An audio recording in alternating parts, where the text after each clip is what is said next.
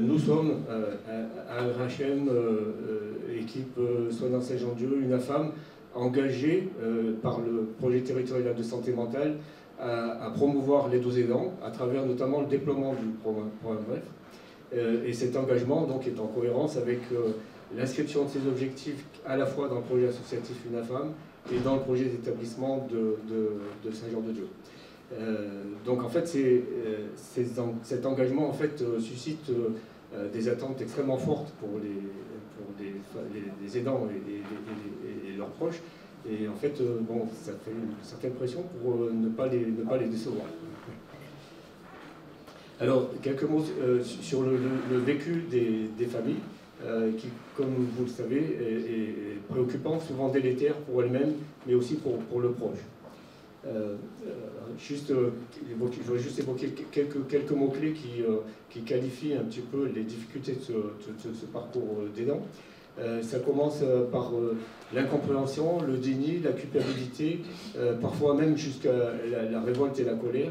Alors, incompréhension, parce que on connaît les maladies somatiques, voilà, on fait un dosage, on identifie un diagnostic et ensuite on a un traitement, et puis dans le meilleur des cas, on guérit et c'est fini. Et la maladie psychique, c'est pas du tout comme ça.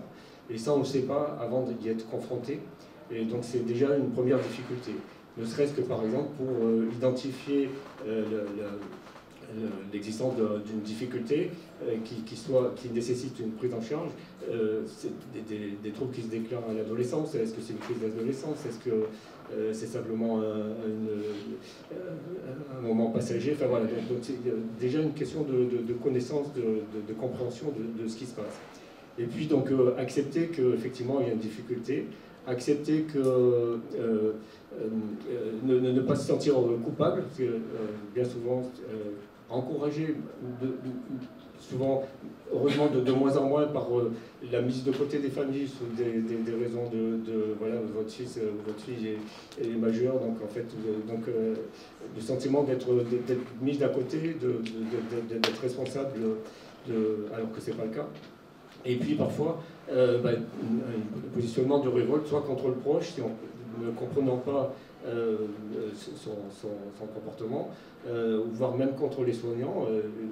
Il y a une maladie qui est identifiée, et pourquoi vous ne faites pas ce qu'il faut pour...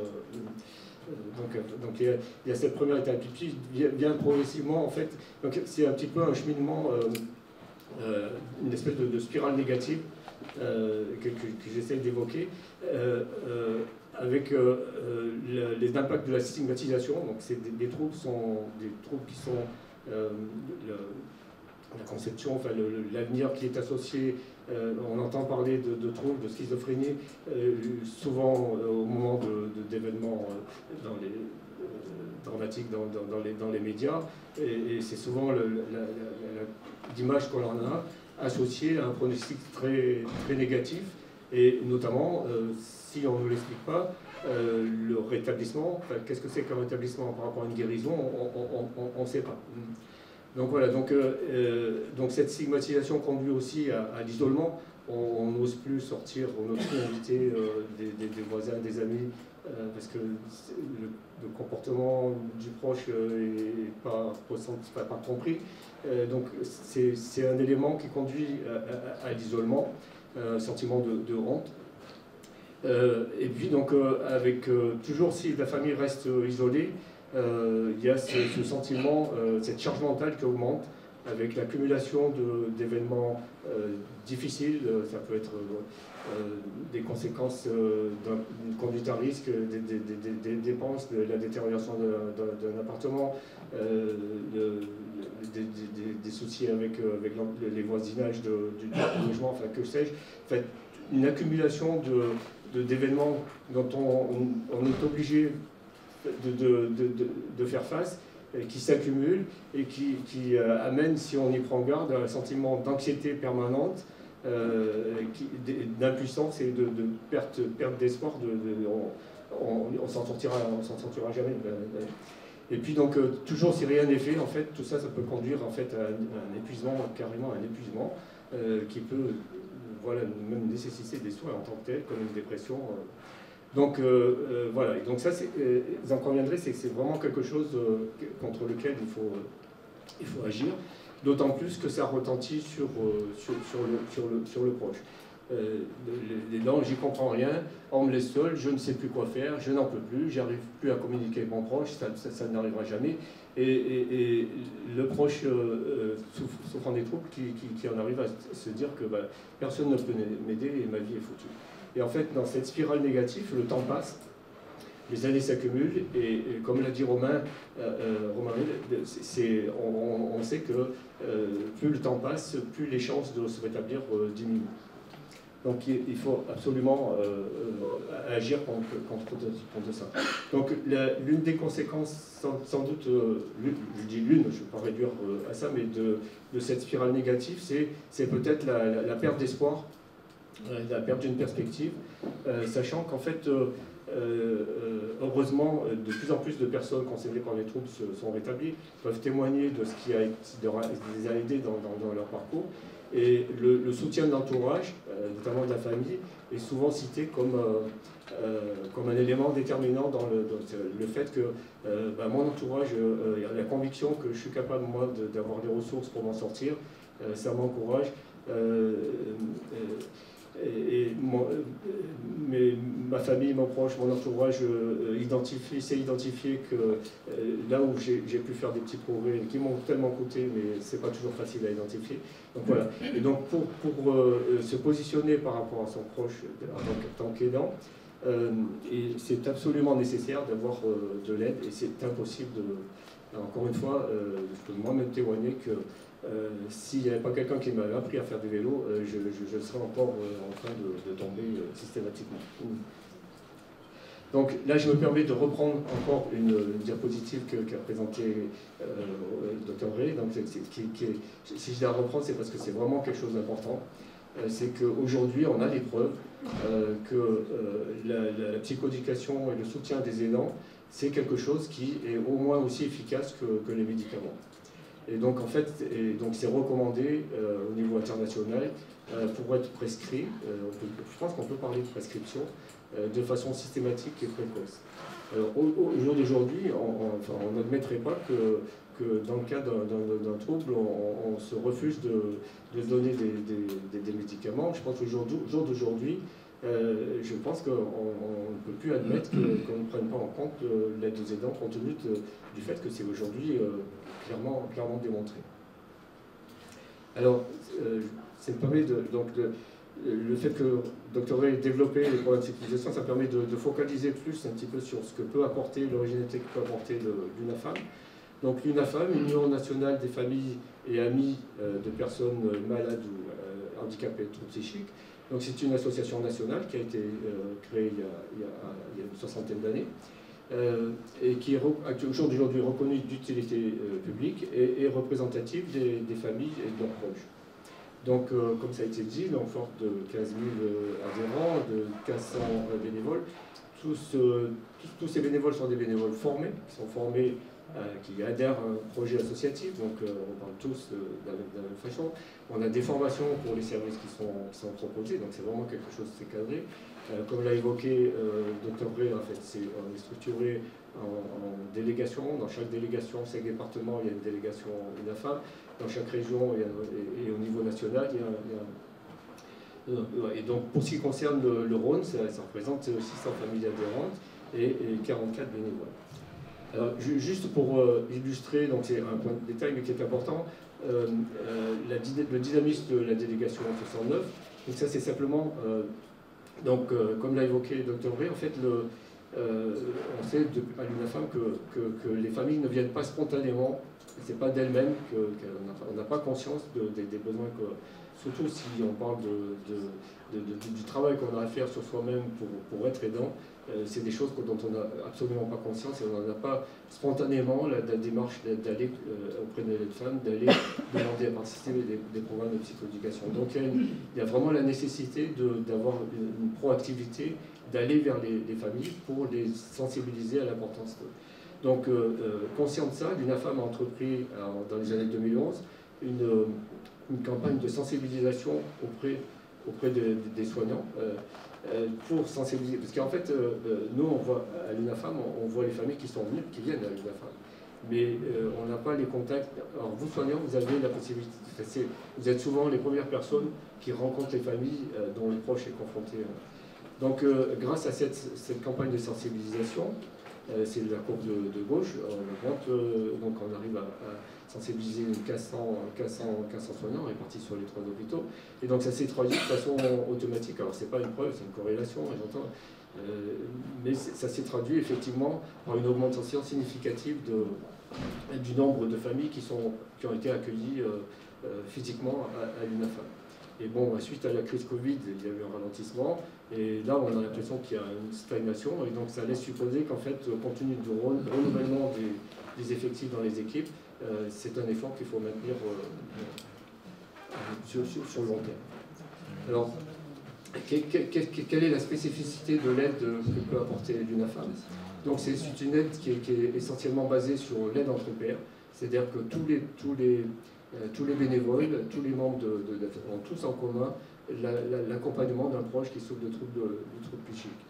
Alors les services qu'on peut proposer, donc c'est d'abord un accueil, comme ça a été évoqué, donc simplement le fait de pouvoir partager avec quelqu'un qui a vécu la même chose, donc qui comprend ce qu'on vit, c'est déjà quelque chose d'énorme. Et je pense que tous les bénévoles qui sont ici, qui participent à ces accueils, pourront vous dire le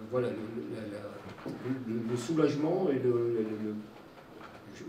je cherche les mots, j'allais dire bonheur, mais c'est peut-être pas, mais quelque part, l'apaisement voilà, que les familles ont, parce que de moins en moins, heureusement, depuis la mise en place du programme BREF, mais on accueille parfois des familles qui sont restées isolées depuis, j'ose pas dire, 20 ans.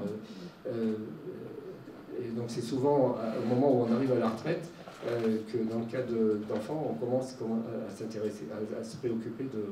Donc évidemment, c'est autant de perte de chance. Donc cet accueil, donc concrètement en fait, ces accueils c'est des accueils individuels, la famille est accueillie individuellement. Donc si c'est un couple, ça peut être un couple, ou avec un frère-sœur, il n'y a pas de souci, mais c'est pas des accueils groupés. Donc c'est justement pour favoriser, comme dans le cas de BREF, l'expression du vécu et le partage, l'expression des besoins. Donc c'est des accueils qui sont faits par des bénévoles qui sont formés à l'écoute, donc spécifiquement à l'écoute bienveillante, et qui sont proposés tous les jours de la semaine sur différentes plages horaires, avec un délai actuellement, compte tenu de l'équipe qui est actuellement constituée, un délai moins d'une semaine. C'est-à-dire que si vous, aidant, vous voulez rencontrer d'autres personnes et bénéficier des services proposés, donc vous pouvez téléphoner, prendre rendez-vous, et dans moins d'une semaine, vous pourrez être reçu par 2 bénévoles qui vous accompagneront. Donc ça, c'est important. Et donc, à côté de ces accueils, souvent des premiers accueils, on propose également des accueils spécialisés, avec des bénévoles qui ont reçu une formation spécifique, ou qui, par leur parcours professionnel, ont eux-mêmes une compétence dans le domaine, soit sur, par exemple, comment monter un programme, une demande de subvention auprès d'un MDPH, une demande d'accompagnement à MDPH, comment mettre en place une protection juridique, par exemple, où c'est souvent difficile, comment accompagner une famille dont le proche a été démêlé avec la justice pénale. Donc voilà, je m'adresse aux aidants, mais n'hésitez pas à solliciter, vous pouvez avoir cet accueil. Donc cet accueil, c'était un peu une démarche qui a été reprise dans le cadre de BREF. L'idée, c'était d'écouter la famille, d'aider à exprimer ce dont elle a besoin et lui proposer des différents services. Alors au niveau de l'UNAFAM, encore une fois, l'UNAFAM, les bénévoles ne sont pas des professionnels, ce n'est pas des soignants, ce n'est pas des travailleurs sociaux, mais on a l'expérience de l'accompagnement d'un proche. C'est sur ce terrain-là, en fait, qu'on propose des accompagnements. Alors, il y a des groupes de parole. Donc, encore une fois, toujours sur ce principe de pair à pair, on propose des groupes de parole qui sont spécifiquement dédiés quand on est parent, quand on est enfant, ou quand on est frère, sœur, voire carrément grands-parents, de manière à favoriser cet échange de vécu et la recherche de solutions. Alors ça peut, sur une approche un peu différente, ça peut être par exemple, on évoquait comment mettre des limites par exemple, ça peut faire partie, voilà, ça peut faire partie, voilà, on peut réfléchir ensemble en fonction de l'expérience de chacun, comment tirer bénéfice de l'expérience de chacun pour réfléchir sur une situation et accompagner un élément. Donc ces groupes de parole sont animés par un psychologue et co-animés avec un bénévole, donc qui est également formé pour ça, pour faire le lien avec tout le réseau d'aide aux aidants. Alors à côté de ça, on a également des journées d'information de formation. Donc c'est, encore une fois, cette fois-ci, c'est toujours, je vais dire, c'est de la deuxième main, mais c'est pas tout à fait ça. Mais on retransmet des informations sur la maladie, sur des stratégies de comment mieux communiquer avec un proche bipolaire, mieux communiquer avec un proche schizophrénie, mieux communiquer avec un proche dépression sévère, appuyé sur le vécu des aidants. C'est complété avec. Donc ces formations sont proposées le samedi, voire en partie le week-end, et sont gratuites et sont encadrées également par une psychologue et un bénévole qui est spécifiquement formé pour chacune de ces formations. On a également, donc, depuis quelques années, des formations en e-learning avec un E qui manque, là je suis désolé. Voilà, Et puis donc une mine d'informations qui est accessible en complément de l'application Bref sur le site UNAFAM. Et puis donc un autre service donc, qui est une particularité spécifique à l'UNAFAM, c'est cet atelier d'entraîne prospect. Donc là, c'est pas un groupe de parole, c'est pas un programme de psychoéducation, mais il y a quand même un cheminement qu'on propose aux participants de suivre. Ceci guidé par deux bénévoles qui ont été une fois de plus formés spécifiquement à l'animation de cet atelier, où l'idée en fait c'est de partager, à travers le partage entre les participants, donc il n'y a pas de professionnels dans ces ateliers, à travers le partage de vécu, prendre du recul du parcours qu'on a eu, prendre conscience du degré d'envahissement de la maladie du proche sur notre propre vie, et identifier des ressources et des stratégies. Donc en fait c'est un bref collectif, si je puis dire, et donc alors que ce soit les groupes de parole ou cet atelier prospect, c'est des groupes dans lesquels on échange des choses très très intimes en fait. Et c'est une autre dimension de l'UNAFAM, c'est aussi une grande famille. Et donc, à l'issue de quand on a partagé ces moments, donc on garde des relations. C'est vraiment des amis, des amis qu'on peut ressolliciter en cas de coup dur. Donc il y a cette notion de famille, de réseau, qui est aussi également importante, qu'on ne peut pas retrouver, qui est plus difficile. La famille aussi, c'est un peu le même sentiment, mais c'est aussi une dimension importante. Alors, le drame jusqu'à il n'y a pas longtemps, c'est que cette offre d'aide, en fait, n'était accessible qu'aux familles qui faisaient la démarche de venir à l'UNAFAM. Et donc, c'est une des raisons pour lesquelles le programme Bref a été élaboré en collaboration, en partenariat avec le CLAP. Et qui permet donc et comme l'a dit Dr Bref, c'est effectivement très efficace, puisque dans le cadre du PTSM, j'y reviendrai tout à l'heure, on voit effectivement qu'on accueille de plus en plus de nouvelles familles à travers Bref, et que ces familles se reconnectent à l'UNAFAM après Bref et ont accès au programme de psychoéducation. Alors je passe rapidement sur les programmes de psychoéducation, pas rapidement parce que c'est pas important, mais parce que Dr Bré en a déjà parlé, et juste pour signaler qu'en fait, ça c'est quelque chose que nous aidants, on n'a pas conscience, c'est que on peut, oui je reprends l'image, on peut apprendre à faire du vélo, et donc pour faire du vélo, il faut s'entraîner, et donc voilà, il existe des outils pour mieux gérer ses émotions, mieux gérer son stress, mieux communiquer, anticiper des situations difficiles, et dans ces programmes on apprend fait des jeux de rôle, il y a cette notion d'entraînement, comment dire, c'est pas inné, on peut apprendre à être meilleur aidant. Donc voilà, donc juste sur l'aspect partenariat, donc ces diapositives, c'est juste pour, dans le cadre de déploiement de BREF au niveau des équipes qui proposent BREF, c'est ces 3 niveaux de partenariat entre l'UNAFAM et les équipes soignantes qui proposent BREF. Et insister sur ce premier niveau 1, qui est, donc c'est déjà un progrès d'avoir fait ce programme BREF qui permet d'accompagner la famille pour la sensibiliser à se connecter, mais il y a encore un cran avant qui est proposer BREF. Et donc d'une façon très générale, toute personne, que ce soit soignant, travailleurs sociaux, qui est en contact avec une famille dont le proche souffre de troubles psychiques, devrait avoir la démarche de « Et vous madame, et vous monsieur, comment allez-vous? Est-ce que vous connaissez pardon? Est-ce que vous connaissez l'UNAFAM? Est-ce que vous connaissez BREF? Donc c'est comment dire, un étage de la construction qui reste très important et qu'il ne faut pas oublier. Alors, juste pour donner une perspective, j'espère que on est tous convaincus ici qu'en fait, dans la nécessité, je cherchais les mots, c'est qu'il faut que cette aide aux aidants soit systématisée, proposée de façon précoce et partout. Donc il y a encore du chemin à faire pour que ce soit partout non plus. Donc il y a différentes étapes. Donc l'étape loco-locale, si je puis dire, c'est déjà très bien cadré grâce au travail donc, du CLAP avec cette formation des bénévoles, cette formation des soignants. Donc avec l'étape de sensibilisation sur laquelle j'ai assisté, et donc il permet de connecter plus tôt.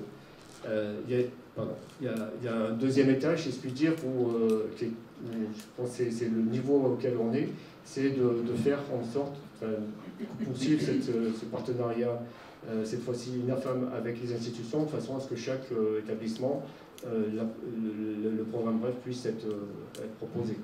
Et donc ça, c'est quelque chose qui est vraiment avec une bonne dynamique, hein, et donc on a les indicateurs dans le cadre du PTSM, qui montre que donc il faut poursuivre. Et ça a permis d'ores et déjà, donc je pense comment dire, de cadrer ok, je termine rapidement. Le programme BREF a été identifié comme un projet pépite qui nécessite d'être déployé sur tout le territoire. Donc le troisième étage, c'est au niveau régional, donc là avec toujours ce partenariat UNAFAM, soignants, formateurs, bref, pour élaborer donc des structures qui vont former des formateurs qui vont former des bénévoles et des soignants pour prodiguer, bref. Et puis le dernier étage où là il y a un engagement, et c'est tout l'intérêt de la légitimité nationale de l'UNAFAM, c'est de pouvoir être partenaire pour intervenir avec le CLAP au niveau national, avec le ministère, pour porter cet espoir au niveau national. Alors, juste, j'ai fini. Donc, juste une conclusion. Donc, dans l'assistance, il y a des soignants et des aidants. Donc, un message à la fois pour les soignants, un message pour les soignants. Donc, vous soignants, continuons. C'est vraiment un vrai plaisir de travailler sur cette perspective. Continuez à nous solliciter pour sensibiliser les membres des équipes. Continuons à collaborer pour développer ce programme BREF. Faire que les aidants aient connaissance et accès à tous les outils qui sont nécessaires pour les aider. Vous aidants, demandez, au moins ceux qui sont là, maintenant vous savez qu'il existe, donc demandez à faire BREF, si vous pensez que c'est... Demandez, allez voir sur les stands, rencontrer les bénévoles, ils pourront vous expliquer qu'est-ce que ça donne. Donc, par ricochet, donc, votre proche ira mieux. Vous irez mieux, donc ça fera moins de consommation de soins à la fois pour votre proche, donc ça dégagera des ressources pour qu'on puisse développer encore mieux. Et puis dans un contexte assez contraint, où on sait que l'attractivité des professions psychiatriques sont difficiles, et ben, cette dynamique en fait peut redonner du sens et redonner de l'attractivité. Donc j'en ai terminé. Je vous remercie beaucoup pour